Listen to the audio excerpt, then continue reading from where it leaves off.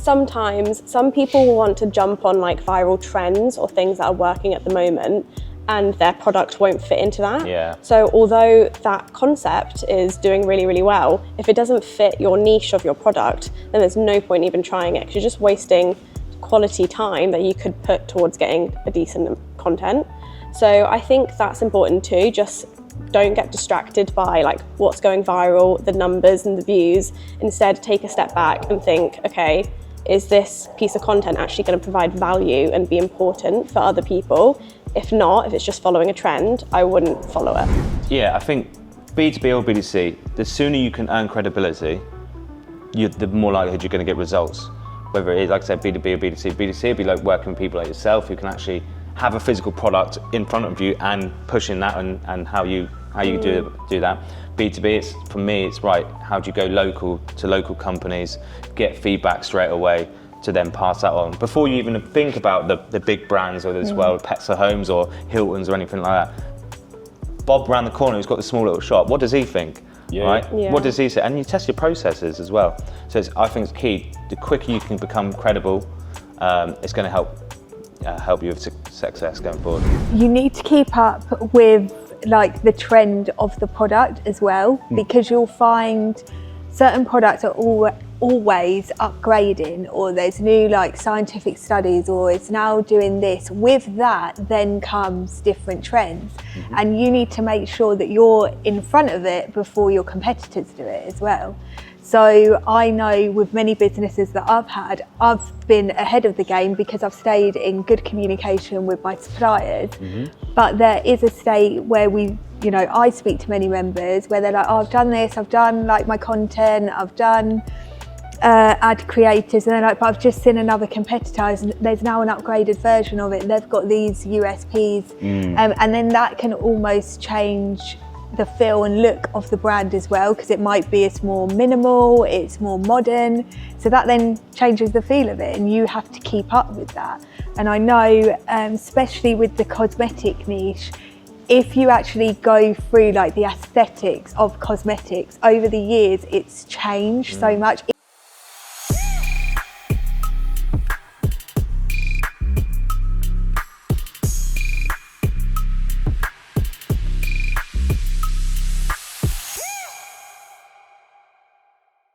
Hi guys, thanks for joining us on this podcast. We're going to be talking a little bit more about product research, how you go about it in like more of a B2B fashion, how you can utilize it to increase your branding.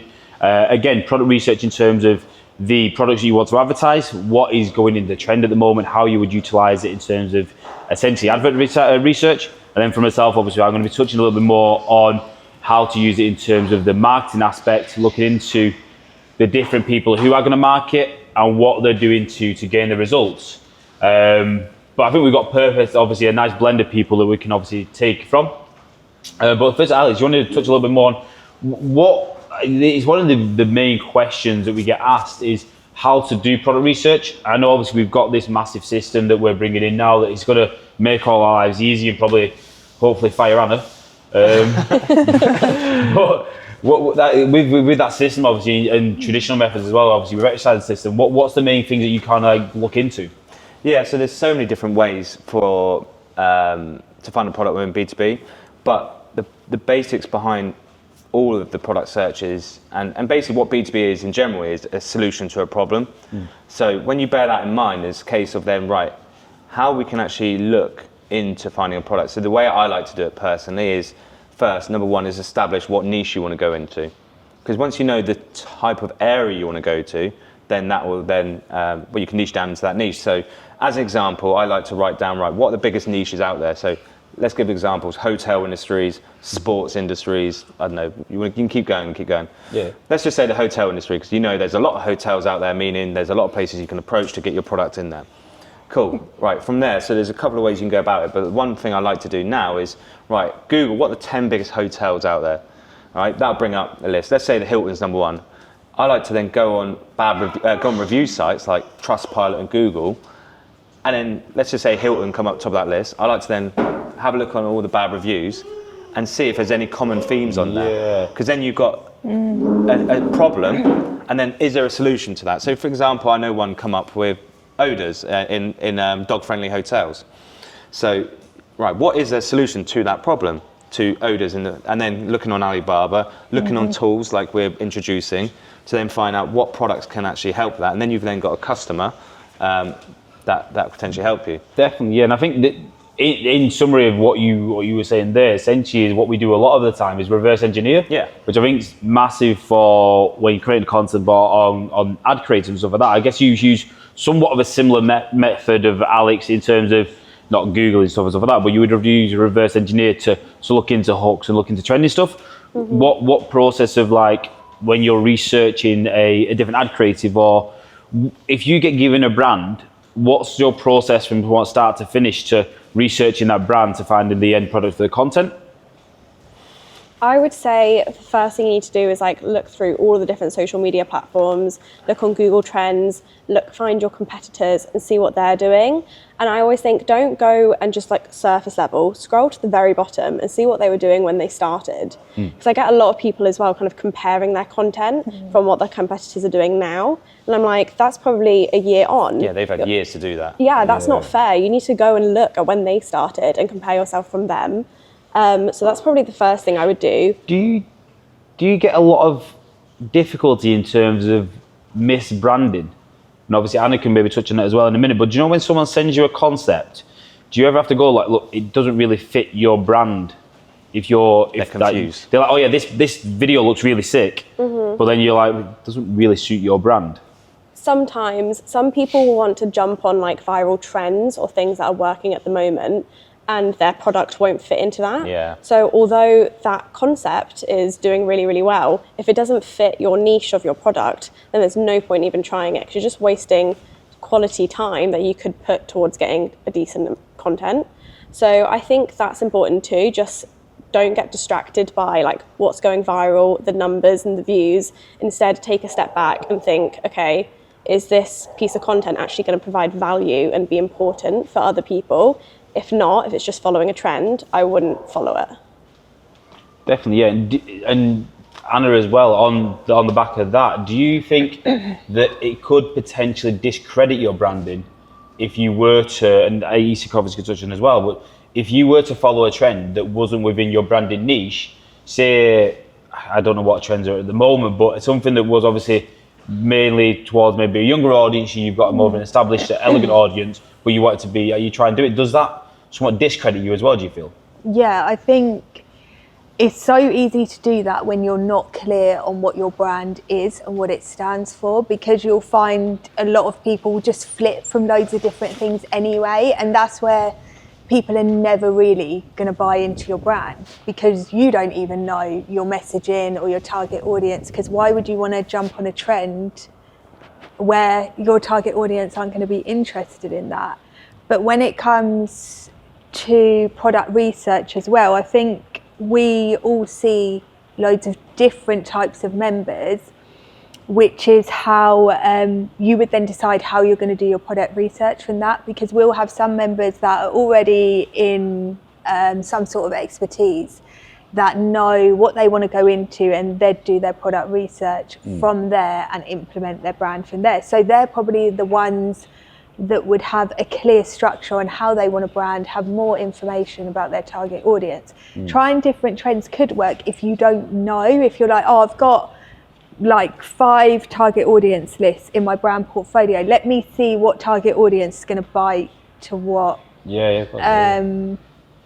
What kind of content. So you could naturally, you're going to have a phase like that. I think this is where it's key, and this is what you do well with your branding, or when you're working with people, is what the core values of that business or that brand, and what are the goals, what you're actually trying to achieve out of everything you're doing. And then, like you said, reverse engineer. You can work backwards from that. I think that translates into your B2B as well. Like everything that you do needs to have an element of trust. Branding is the biggest form of trust, and creating a Yaiza, obviously from being the video content idea, the UGC is to create an element of trust. The purpose of it is to provide an after purchase effect. But I think that translates into B2B. You've got an element of trust where you might have a different level of branding because you're talking directly to a hierarchy of people. Obviously there's a level of professionalism right to it, but it still has to be an element of trustworthiness, so you still have to have your branding correct. Yeah, I think B2B or B2C, the sooner you can earn credibility, the more likelihood you're going to get results. Whether it is, like I said, B2B or B2C. B2C would be like working with people like yourself who can actually have a physical product in front of you and pushing that and how you do that. B2B, for me, it's right, how do you go local to local companies, get feedback straight away to then pass that on. Before you even think about the big brands or as well, Pets for Homes or Hilton's or anything like that. Bob around the corner who's got the small little shop, what does he think? Yeah. Right? Yeah. What does he say? And you test your processes as well. So I think it's key. The quicker you can become credible, it's going to help you with success going forward. In the element of research, do you also storyboard the research in terms of the pacing of videos are going to be different compared to the products as well? I do. I think there's a lot of things that you need to look at, but one thing that I notice members do the most is like they found their product, they're happy, and Anna kind of hit it on the nail earlier, was saying that they jump on those trends because they're a bit confused. So you need to do the research, you need to look at your competitors, see what's working, but people forget that through doing all of their previous research with what Alex said, the B2B, finding that problem in a hotel, if they note down all of these things, they're content ideas. Yeah. So you can take inspiration from what's gone out there, but then you need to make it your own. And if you've noted down all of these problem and solutions, all of this research you've been doing previously just to find your product, you just need to put that into a video, and they are your ideas that will work and that will resonate with people. 100%. I'm not too sure if you do it this way as well, but when I have members who are trying to find B2B products, say for example they find something on Amazon that they feel like they do sell, look at the frequently asked questions at the bottom, and then straight away there's some of your different content ideas straight away. There's little bits of goldmine you can find, especially questions like on TikTok where you got a viral video, and you have about 300-400 comments, and people are asking questions. Does it do this? Does it do that? Well, there's a bit of content you could do straight away for it to push your Definitely, and I think achieve. Anna, I know I've spoke to Anna. I don't know. I said we. I'm a very third person. Yeah, I'm that much of an aura about myself now, guys, that I speak to myself in God mode. I am very big weird. headed. Yeah, Not surprised. yeah. I'm 6 foot, but I'm 6'6" with my head. But I think me and Anna have discussed previously as well, is obviously there's a constant element of brand changing. And like Alex said there, that the concept of looking through the questions, and I think this is something that we need to get across as well, is that there's initial phase of research.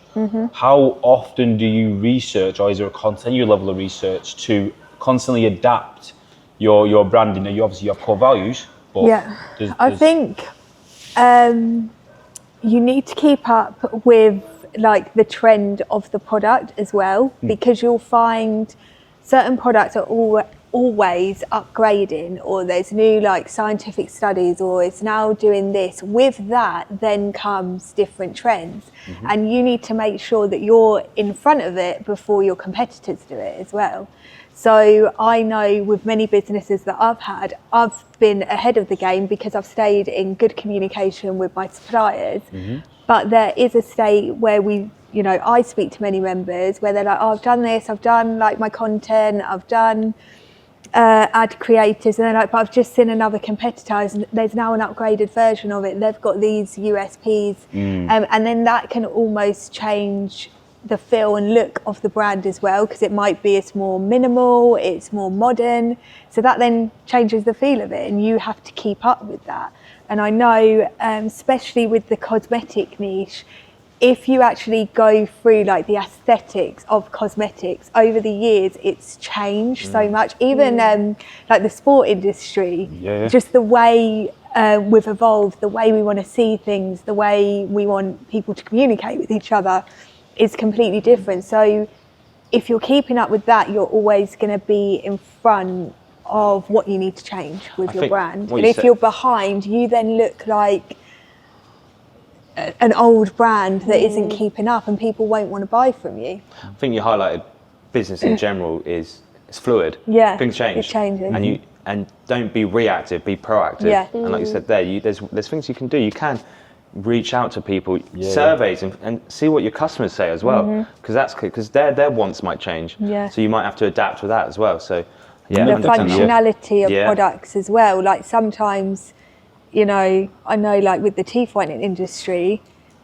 we'd be like, oh, this is great. And then it'd be like, people then don't like certain things because things have evolved. Like Yeah. we don't like putting things in our mouth. We don't want to rip things off. We want it to dissolve. Like, so you have to keep on top of that. Definitely, yeah. No, I think just before we end, Isa, I wanted to touch on a little bit more on the creative research between different locations as well, because your content you would create for the UK would be vastly different in terms of the US. So is there a process of research in the different locations as well to fit within the content? I feel like that's just making sure that you're not doing things surface level and like looking into where your competitors are based and where the ads that you've looked at are based as well. Because at the end of the day, Americans or like places outside the UK do their ads very differently. So you just need to make sure that you're doing your research in the correct location. And I think at the end of the day, it's also down to kind of how you're wanting your ads to look like as well. If you're wanting to target them outside the UK, then just make sure that you're researching down that lane. I think it's very easy for people to just look up something in a search bar, see the first video that comes up and go with that. So it's really, in my opinion, just down to taking the time and realizing that looking for content and looking for good quality content isn't something that should be skipped. It's a really important step to the whole process. And I think it's something that people leave to the last minute most of the time. Maybe potentially after they've even purchased the product and decided what they want, and then they do that. But it's not. There should be something at the beginning that you should do when researching and trialing different products out, I think. Definitely, and I think just to wrap it up, I think the key takeaways from myself, and obviously listening to you guys and stuff like that, is that in-depth research is going to be key to any level of branding. Understand your tone of voice. Tone of voice. If you don't understand your tone of voice, and Anna reflects, and I think that stood out a lot, is confusion is as much as a killer as anything. You don't understand where you're going or your direction. And again, like Alex said, that credibility is vastly important. You need to be sure who you are, and you need to gain credibility quite quick. And I think that'll then drive you forward in terms of the research. But again, guys, thanks for joining us. I'm sure we'll catch you on the next one.